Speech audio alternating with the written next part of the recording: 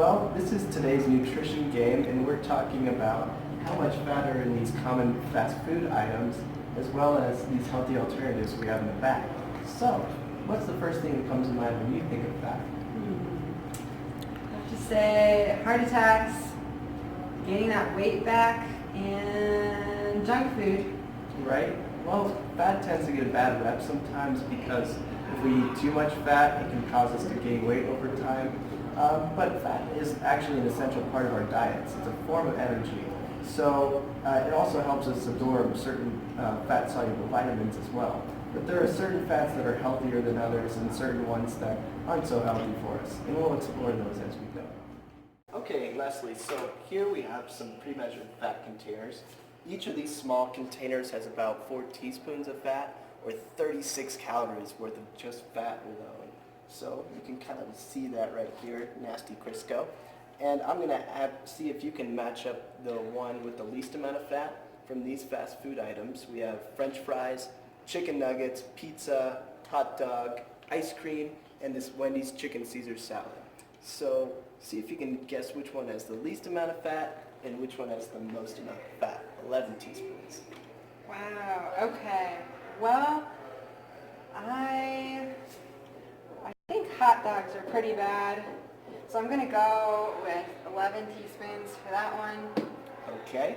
And, I mean, how bad can a salad be? I mean, I've heard about dressing, but I think I'm going to go with 2 teaspoons for salad. 2 teaspoons for the salad. Okay, so big reveal. This might surprise you. So the one with the least amount of fat from these fast food items is actually going to be this slice of pizza. So if we flip it over here on the back, it says it has 7 grams of fat on the side, but that's just one small slice of pizza. I don't know if you're anything like me, but I typically eat about 3 of those, and that's a lot of saturated fat, which isn't the best kind of fat for us. The one that actually has the most amount of fat might be surprising to you, and that's the Wendy's chicken Caesar salad. It's easy to think because there's a lot of cheese in there, some breaded fried chicken, and a pretty heavy dressing. So when you normally think of salad, you might think healthy, but that's not necessarily always the case. Kind of surprising. So let's flip over some of these and see if we can actually...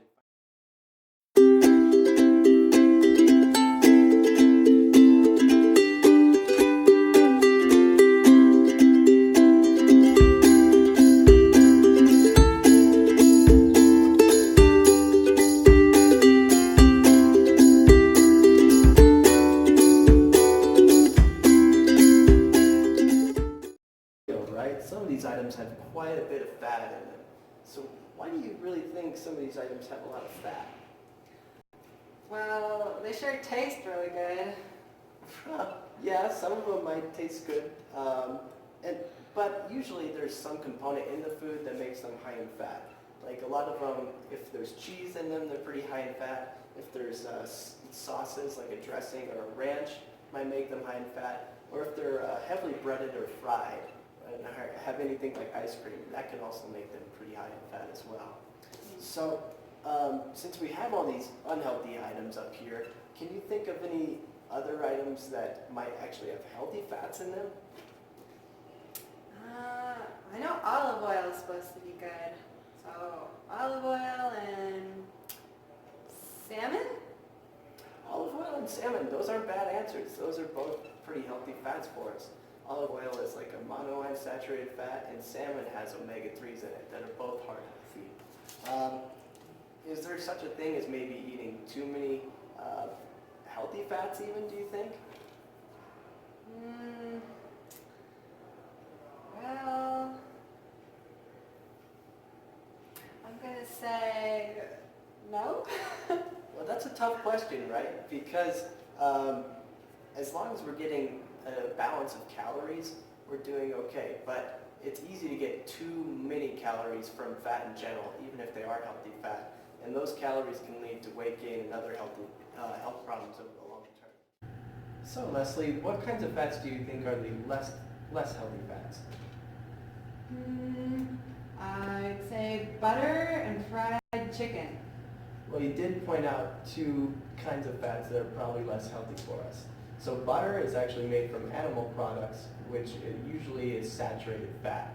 And if we get too much saturated fat, it can make us have more bad cholesterol in our diets, which isn't good because it can eventually lead to heart disease. And fried chicken is actually a great example of something that would have trans fats in it. Something that, like Crisco, if something's fried in that, is actually really, really bad for us. So we want to almost eliminate all kinds of trans fats from our diets. Those can also be found in margarines and other packaged food items like cakes and cookies and crackers and stuff like that. But it's slowly being phased out anyway. So here at Metro Caring, we don't just want to be the food police that tells you what food you can't eat. So we provided some healthy, delicious alternatives over here for each of these items that are high in fat. So we have the French fries here from McDonald's that were loaded with fat, and while these are fatty and greasy, you can always eat a healthier alternative like a sweet potato or a regular baked potato, which naturally has no fat. But you can always add a little olive oil or something to flavor it up, and it would be a lot heart healthier. We have grilled chicken and broccoli here, which only has a teaspoon of fat as opposed to like the 5 that were in these chicken nuggets, and probably a little bit tastier and like less mushy as well. We have a bean and avocado tostada thing, which actually has 2 teaspoons of fat. That's a typo.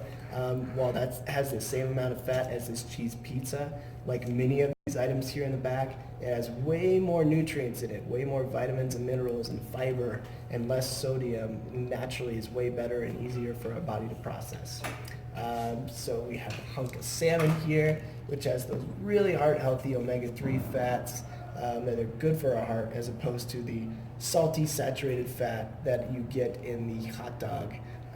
And last but not least, you can always get a low-fat yogurt with some fruit. It only has 2 teaspoons of fat as opposed to 6. That's in this tiny Cold Stone scoop, which, if you're anything like me and my friends, you usually have 3 of these anyway, so that can be a lot of extra fat. Oh, and then we have our homemade salad here in the back. So if you do a little bit of olive oil and have some extra veggies and maybe a tiny bit of beans and other things, it can only be 1 or 2 teaspoons of fat, which is a lot less than that Wendy's salad we saw earlier. So does this mean I can't ever eat fast food? Well, I think it would be impractical and kind of unfair if I told you you can never eat fast food, but at least this helps you kind of keep aware of what items you should watch out for, and that you can always know there's healthy alternatives. Especially these days at most fast food restaurants, there are usually a better alternative. Like that Wendy's chicken salad I showed you earlier had that Parmesan cheese and fried chicken in it.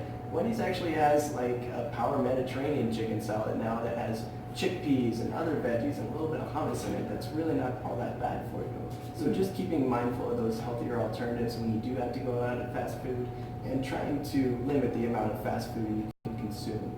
And that's kind of the important thing to do, to watch out for your health. But how many grams of fat should I have in a day? Well, in general, everybody's a little bit different depending on body size. But for the average adult, 70 grams of fat is probably the maximum you should be getting a day, which is a little over 600 calories. So try to limit that to about 15 to 20 grams of fat per meal is probably the most you want to be getting, and then a little bit less for snacks. Okay. All right. Thanks, Cool. Dustin. You're welcome. Thanks for playing the game. Now you get a snack prize. Oh, right.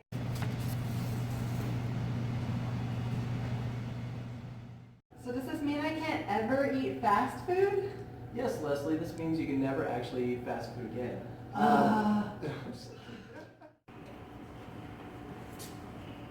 Hey, Dustin, what do you got here? Well, this is our nutrition game for the You can always have a bean and avocado tortilla, which is delicious. Fun fact, potatoes that are in the shape of a heart are actually more heart healthy.